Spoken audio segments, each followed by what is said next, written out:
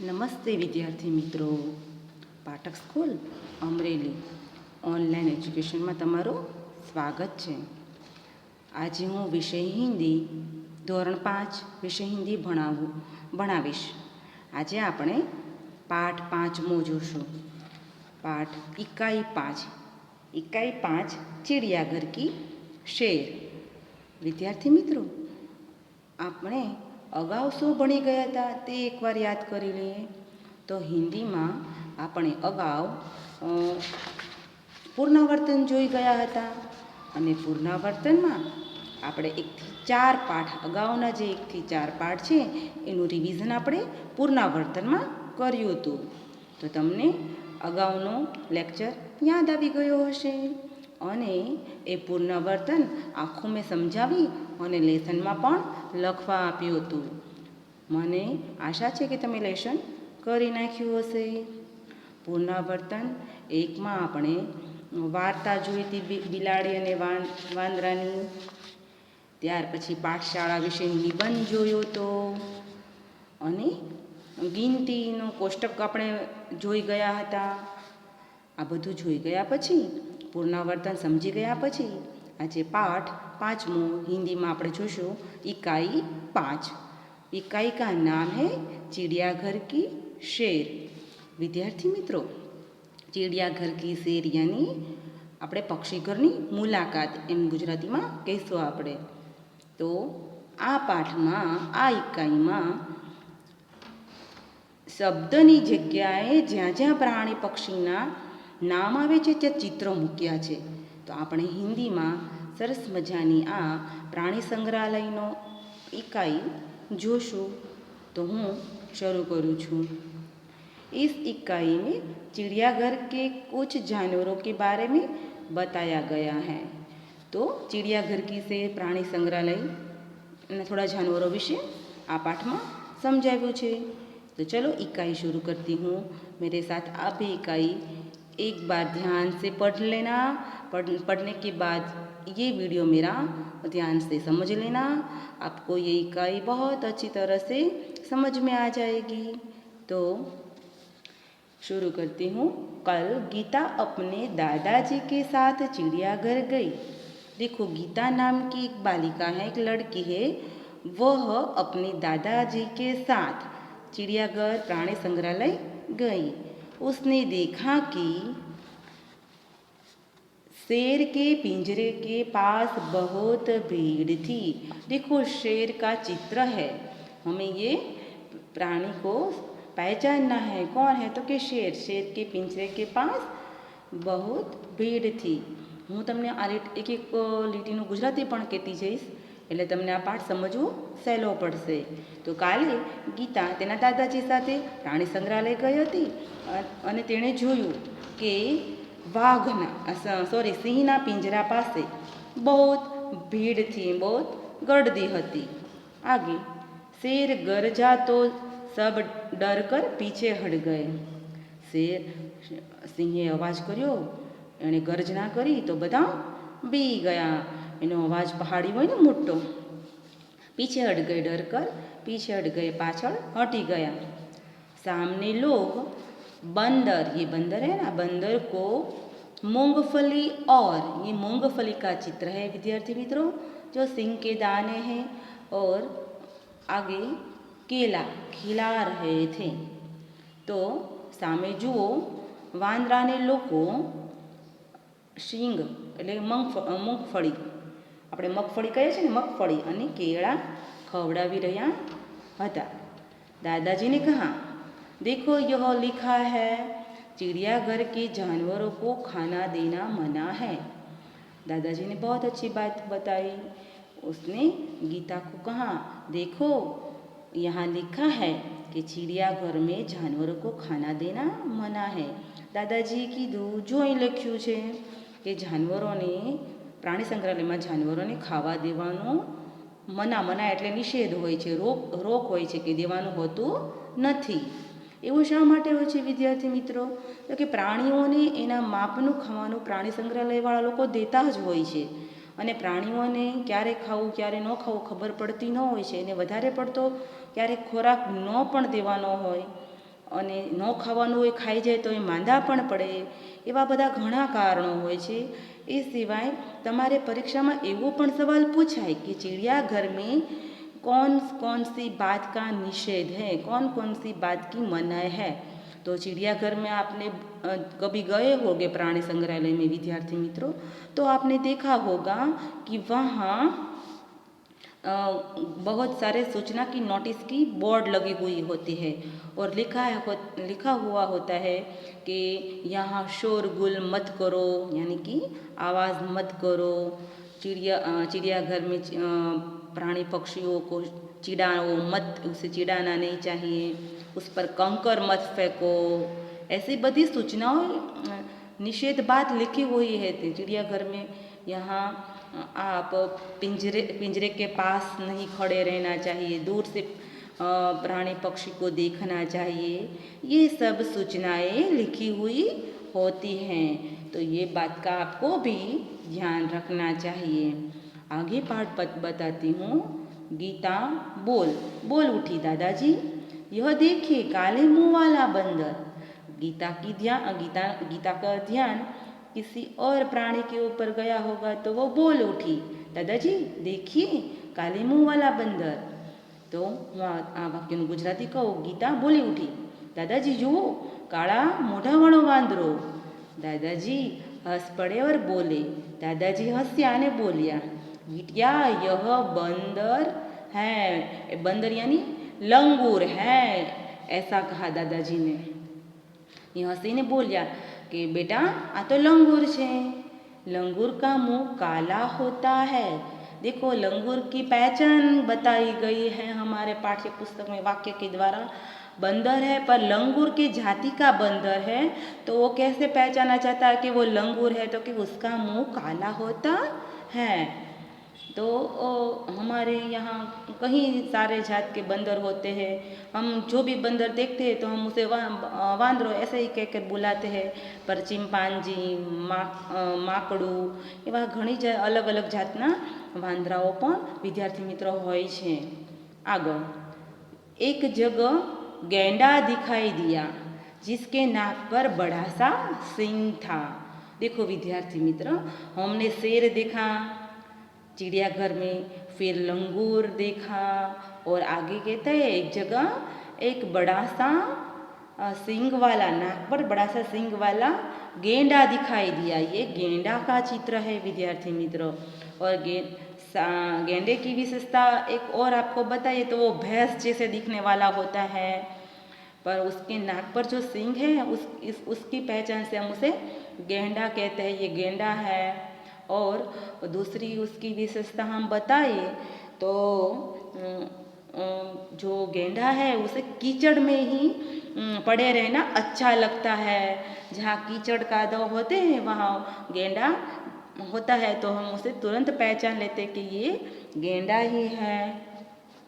तो आपको गेंडे की पहचान, उसकी विशेषता के बारे में ख्याल आ गया।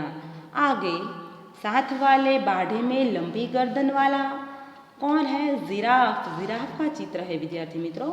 जिराफ धीरे धीरे टहल रहा है, એટલે કે સાથ વાલે એટલે કે પાસે બાજુમાં જ બાઢા એટલે કે દેખો આપણે શબ્દાર્થમાં પણ શબ્દોનો અર્થ આપ્યો છે કે ધીરા હોવા સ્થાન એટલે કે ચારે બાજુ આમ બંધ કરેલું જગ્યા હોય ને, આપણે વાડો કહીએ છીએ ગુજરાતીમાં, તો એ વાડાને हिंदी बाढ़ा कहवाय।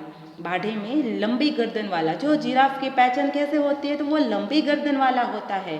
लंबी गर्दन वाला जिराफ धीरे धीरे टहल रहा है, એટલે ધીમે ધીમે આમ ચાલી રહ્યું છે, આમથી આમ ચાલવું, આ બાજુથી આ બાજુ, એવી રીતે એને આપણે ટહેલવું કહીએ। गीता दादाजी को खींचते हुए आगे ले गई।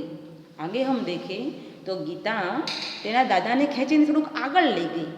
वहाँ भालू दो पैर पर खड़ा था। देखो हम उसे रीछ कहते हैं गुजराती में, हिंदी में भालू दो पैर पर खड़ा था। तो ये तो आपने सबने देखा ही होगा। एक तालाब में रंग बिरंगी मछली, यह मछली का चित्र है। और ये क्या है? बतख तैर रही थी। तो विद्यार्थी मित्रों, आगे गीता और दादाजी थोड़ा और चले तो तालाब दिखाई दिया। बाहर रंग बेरंगी क्या था, मछली थी और बतख भी थे। गीता ने दादाजी को दूसरी ओर इशारा करके दिखाते हुए कहा, दादाजी दादाजी। देखो आगे मैं बताती हूँ। मछली और तालाब में बतख देखकर आगे गीता और दादाजी आगे दूसरी ओर गए तो इशारा करते गीता ने दिखाया, दादाजी दादाजी ऐसे पुकार कर कहा। और जो देखो विद्यार्थी मित्र, यहाँ और शब्द है, दूसरी और એટલે આપણે બે માત્રા હોય તો અને કહીએ છીએ અને અહીંયા એક માત્ર તો પણ ઓર જ થાય અને આ ઓરનો અર્થ થાય તે તરફ, એટલે બીજી બાજુ ઈશારો કરીને દેખાડીને દાદાજી દાદાજી એમ કહીને ગીતા बोले છે। यह देखिए पत्थर चल रहा है। देखो उसे बहुत ही आश्चर्य हुआ, वो बोलते देखो दादाजी ये पत्थर चल रहा है। दादाजी ने उसे समझाते हुए बोले, बिटिया यह कछुआ है। देखो गीता को पता नहीं था कि यह कछुआ है, उससे कभी देखा नहीं होगा, तो वो कहते हैं पत्थर चल रहा है। तो दादाजी ने समझाया और कहा कि तो कछुआ है। तो ये कछुआ का चित्र है ना, और उसकी विशेषता उसके बारे में आगे आप देखें तो दादाजी ने बताया गीता को, जब उसे डर लगता है तो वह अपनी गर्दन और हाथ पैर अपने खोल में छिपा लेता है। खोल उसका रक्षक है। जो देखो दादाजी ने उसकी विशेषता बता दी गीता को। दादाजी ने कहा कि ये कछुआ अपने हाथ पग अपने खोल यानी कि अपने कवच, अपने शरीर के जो कवच है पत्थर जैसा, उसमें छिपा लेता है। जब उसे डर लगता है तो संकुचित કરીને એના પથ્થર જેવા શરીરમાં પાછું નાખી દે हाथ पग उस और उसकी ये खोल है, उसकी जो ये रक्षा कवच है वही उसकी रक्षा करता है। गीता दौड़कर आगे गई। कछुआ देखकर गीता दौड़कर आगे गई। एक बड़े तालाब में मगर तैर रहे थे।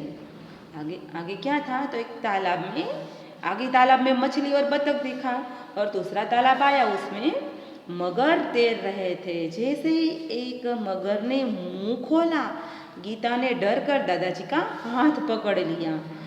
मगर बहुत बड़ा होता है विद्यार्थी मित्रों, और वो डरावना भी लगता है उसके पास से, तो हम पास से देखें तो वैसे में भी उसने मुंह खोला तो गीता डर गई और दादाजी का हाथ पकड़ लिया।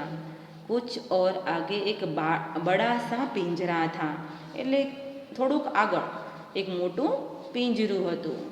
उसमें बहुत सी चिड़िया थी। देखो चिड़िया का चित्र है ना, उसमें बहुत से पक्षी थे। गीता ने खुशी से ताली बजाई और कहा, वो देखो हरियल। और आगे गीता खुश થઈને તાળી વગાડે છે અને કહે છે જો આગળ हरियल एक शब्द समूह है विद्यार्थी मित्रों, अथवा शब्दार्थ में भी बताया है। हरियल यानी हरे रंग वाला, और हरे रंग वाला कौन होता है, तोता। तो यह तोता है। दादाजी ने कहा हाँ, और उधर देखो वह सफ़ेद वाला विदेशी पक्षी। ये पक्षी आप पहचानते हैं विद्यार्थी मित्रों? नहीं पहचानते ना। ये विदेशी पक्षी गुजराती में हमें આપણે એને કાકા કૌવા કહીશું, हिंदी में कातुआ है। क्या है, कातुआ। तो दादाजी ने કહ્યું हाँ, અને આગળ જો આ બાજુ इधर જો, એટલે આગળ જો અહીંયા सफ़ेद रंगનો છે विदेशी पक्षी, उसे कतुआ कहते हैं, यानी काका कौवा कहवाय छे। गीता चहक कर बोली। चहक कर यानी खुश होकर बोली, दादाजी कुछ चिड़िया तो हमारे घर के पास भी दिखाई देती हैं। એટલે કે આમાંથી થોડીક જે પક્ષીઓ છે, જે ચકલીઓ છે તે તો આપણા ઘર પાસે પણ દેખાય છે।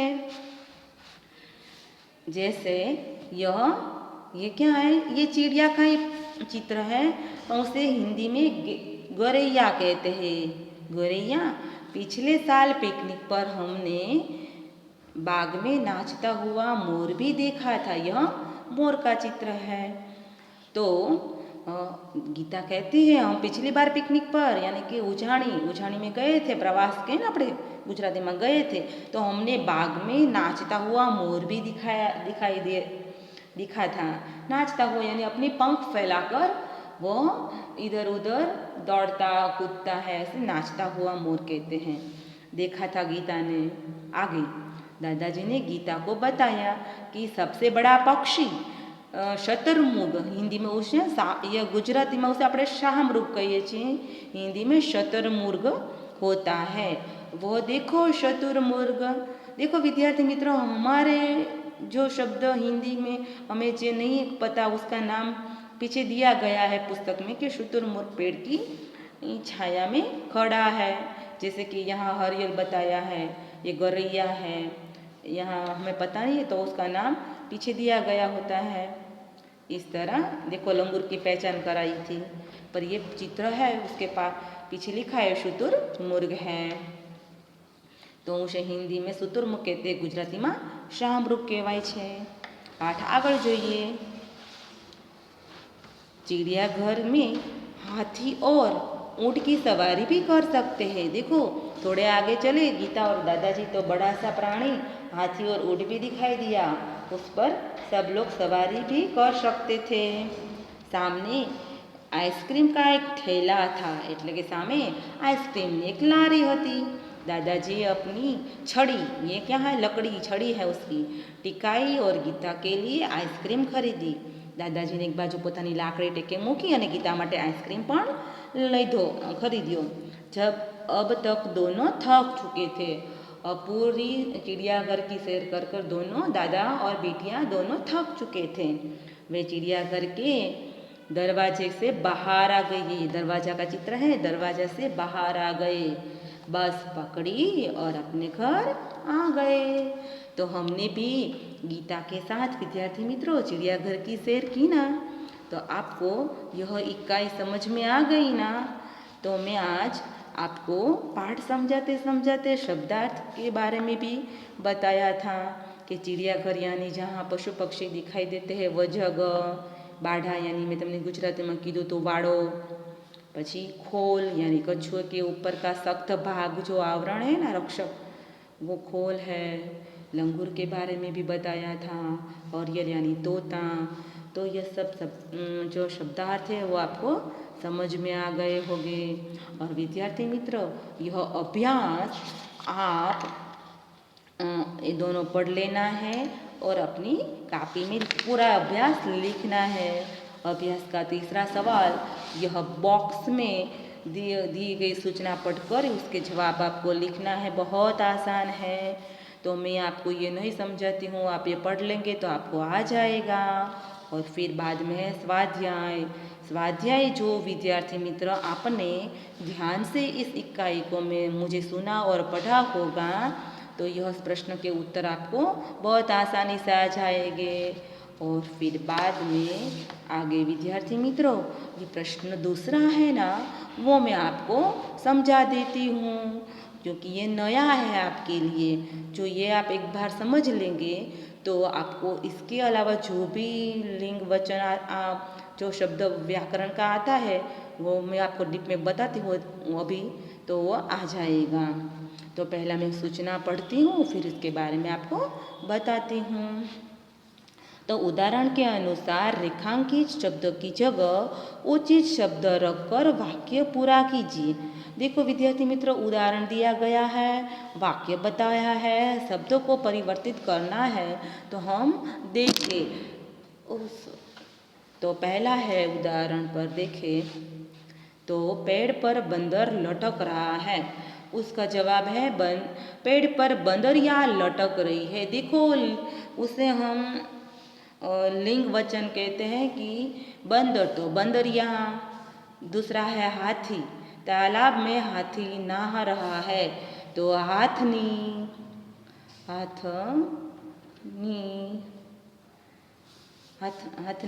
हाथी तो हाथीनी।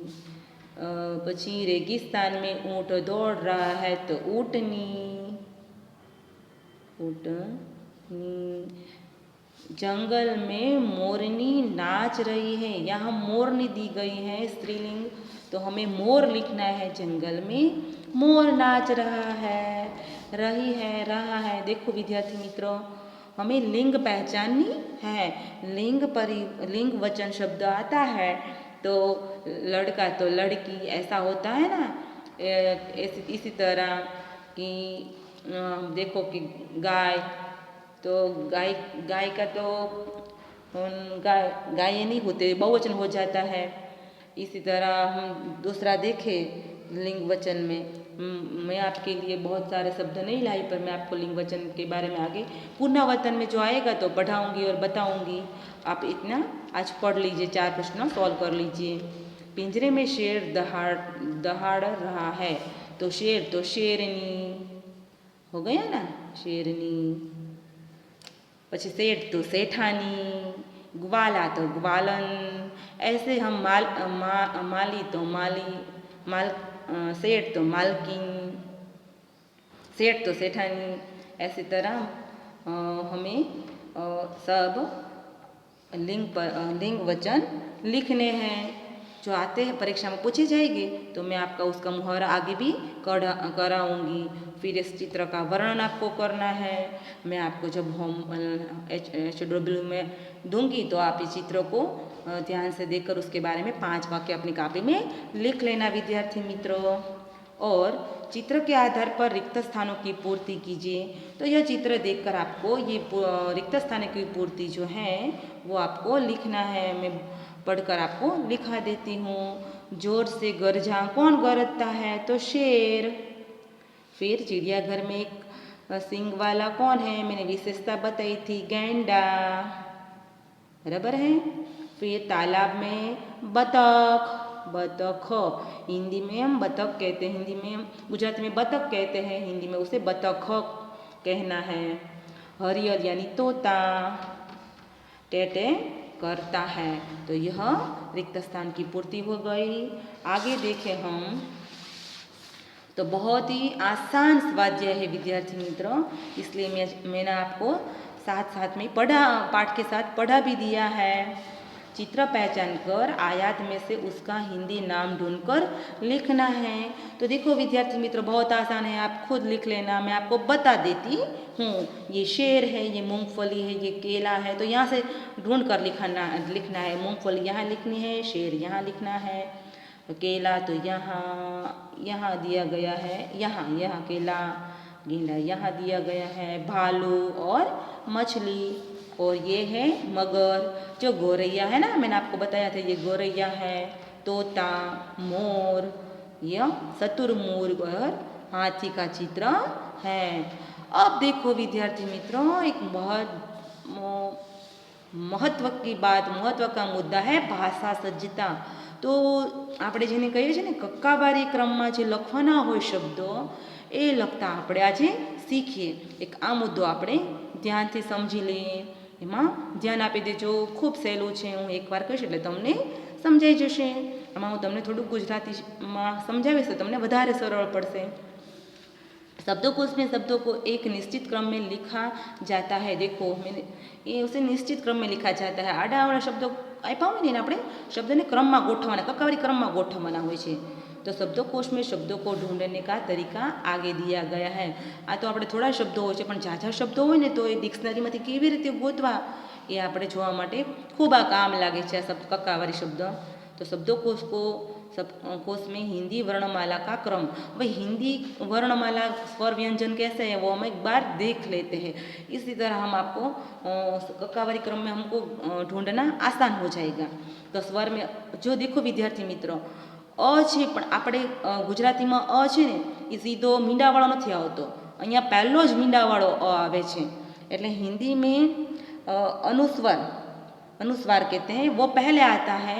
गुजराती में पहले नहीं आता, वो अंत में आता है।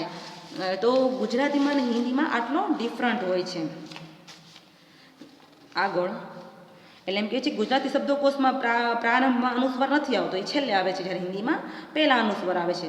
આ વાત તમને સમજાઈ ગઈ. તો પહેલાં આપણે કક્કાવારી પ્રમાણે લખીએ તો મીંડાવાળો કોઈ પણ શબ્દ હોય તો એ પહેલાં કક્કાવારીમાં પહેલાં ઈ આવશે, પછી આ ઈ ઉ આપણે ગુજરાતીમાં આ જ સ્વર છે, પણ જ્યારે ઉ પછી આપણે એ આવે છે, જ્યારે હિન્દીમાં રૂ આવે છે. રૂ આપણે ઋષિનો રૂ કહીએ છીએ, જ્યારે આપણે ગુજરાતીમાં એ વ્યંજનમાં છેલ્લે હોય છે. યજ્ઞ ને શું તો કહેવાય, ક્ષત્રિયને ક્ષણ ઋષિને આપણે છેલ્લે લખીએ છીએ, પણ જ્યારે હિન્દીમાં એ સ્વરમાં 5 1 2 3 4 5 6 7 અને 8મો આવે છે રૂ, પછી એ અને એ આવે છે, પછી ઓ અને ઓ. આ બધા સ્વર જો એમાં અનુસ્વરવાળા શબ્દો હોય ને તો એ પહેલાં આવશે. માની લો કે આ છે તો આની માથે મીંડું હોય તો એ શબ્દ પણ આ પહેલાં આવશે, એટલે અનુસ્વરવાળા શબ્દો પહેલાં આવશે. ત્યાર પછી છે વ્યંજન. આટલું સમજાઈ ગયા પછી હું તમને સમજાવું કે વ્યંજન. તો વ્યંજનમાં વિદ્યાર્થી મિત્રો કક્કો, ગુજરાતી કક્કો, હિન્દી કક્કો આમ સરખો જ છે, થોડાક શબ્દો આપણે લખવામાં અલગ પડે છે, પણ આમાં થોડો ફેરફાર છે, હું તમને સમજાવું. ક ખ ગ ઘ ચ આપણે એમ લખીએ છીએ ત્યારે ક પછી આપણે ખ લખીએ સીધો ગુજરાતીમાં, જ્યારે હિન્દીમાં ક પછી ક્ષ આવે છે વિદ્યાર્થી મિત્ર, ક્ષ. બીજો શબ્દ આપણે ક્ષત્રિયનો શ લેવાનો છે, ગુજરાતીમાં છેલ્લેથી બીજો આવે છે, જ્યારે હિન્દીમાં પહેલેથી બીજો ક્ષ આવે છે, પછી ખ આવે છે. આમાં નથી લખવું, પણ તમારી જાણકારી ખાતર હું તમને સમજાવું છું. ક પછી ક્ષ આવશે, પછી ખ આવશે, પછી ક્ષવાળો શબ્દ હોય ને તો એ ખ પહેલાં લેવાનો હોય, એમ હું કહેવા માગું છું કક્કાવારીમાં. પછી ગ ઘ ચ છ ઝ પછી આપણે જબલાનો જ ગુજરાતીમાં લઈએ છીએ. અહીંયા પણ શું આપ્યું છે, જ્ઞ આપ્યો છે. જબલાનો જ જો અહીંયા આપ્યો છે, અહીંયા નથી આપ્યો, પણ હું તમને સમજાવી દઉં છું કે જ પછી સીધો ઝ નથી આવતો, પણ જ્ઞ આવે છે, અને જ્ઞ આપણે ગુજરાતી કક્કાવારીમાં છેલ્લો આવે છે, જ્યારે હિન્દી કક્કાવારીમાં બરાબર જ પછી તરત જ જ્ઞ આવે છે. પછી ટ ઠ ડ ઢ અણ અને ત પછી ત્ર, પણ તની સાથે જે ત્રવાળો શબ્દ હોય તો વિદ્યાર્થી મિત્ર થ પહેલાં લખાય છે. કક્કાવારીમાં ત્ર આપણે ગુજરાતીની જેમ છેલ્લે આવતો નથી. એવી જ રીતે આગળ જોઈએ આપણે તો ધ ન પ ફ બ ભ મ ય, એ બધું તો આપણે ગુજરાતી પ્રમાણે જ છે, પણ આ મીંડાવાળો શ, મીંડાવાળો શ પછી આપણે ફાડી સ, સસલાનો સ, આ રીતે જ આપણે કક્કો લખીએ છીએ હિન્દી. પણ કક્કાવારીમાં જ્યારે આપણે શબ્દ ગોઠવાના હોય ત્યારે મીંડાવાળા શ પછી શ્રવણનો શ શબ્દવાળા શબ્દ વચ્ચે આવતો હોય તો એ ગોઠવવાનો રહેશે. આટલું સમજાઈ ગયા પછી હું તમને અહીંયા કક્કાવારી અને કોઈક ઉદાહરણ પ્રમાણે આપ્યું છે, એ તમને ધ્યાનથી સમજાઈ દઉં છું. तो जो मैंने तुम्हें क वर्ण से शुरू होने वाले शब्दों को ढूंढना है, शब्दकोश में उनका क्रम उस प्रकार होगा. देखो जो कंगाल, देखो विद्यार्थी मित्रों क के माथे अनुस्वर बिंदी है, तो कपूर भी क है, पर यहाँ अनुस्वर वाला शब्द पहले आता है कंगाल, फिर बाद में कपूर, फिर का वाला शब्द है तो कारावास, फिर रस्व की वाला किलकारी, दीर्घ की वाला कीर्ति, फिर कुदाल, कोप, फिर बाद में कृषि. जो देखो विद्यार्थी मित्र रू वाला शब्द आया ना, यह रू वाला शब्द मैंने बताया था, तो कृषि आया ना ये शब्द, सॉरी कूप के बाद रस्वावली कुदाल, दीर्घावली कोप और फिर कृषि शब्द, तो ये रू वाला शब्द आया है. फिर केंद्र, देखो ए शब्द है पर माथे अनुस्वर है तो केंद्र, फिर बाद अनुस्वर के बिना जो शब्द है वो लिखना है, मैंने आपको बताया था ना.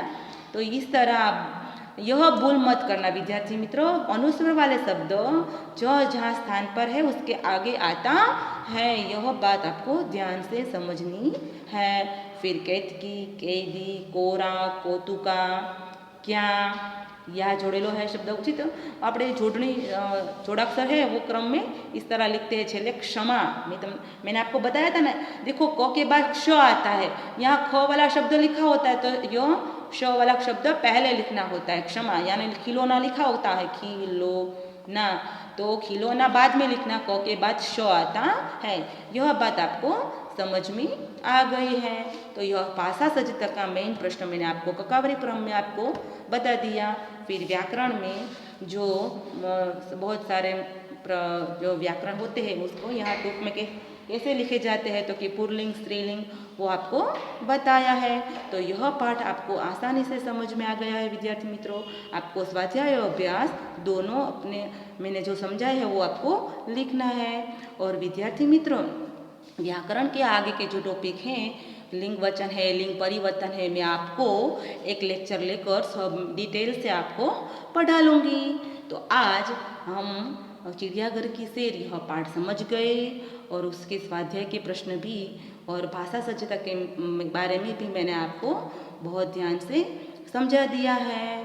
तो आप मेरा वीडियो ध्यान से पढ़िए, समझिए और अपनी कॉपी में यह सब लिखना है। तो आभार विद्यार्थी मित्रों।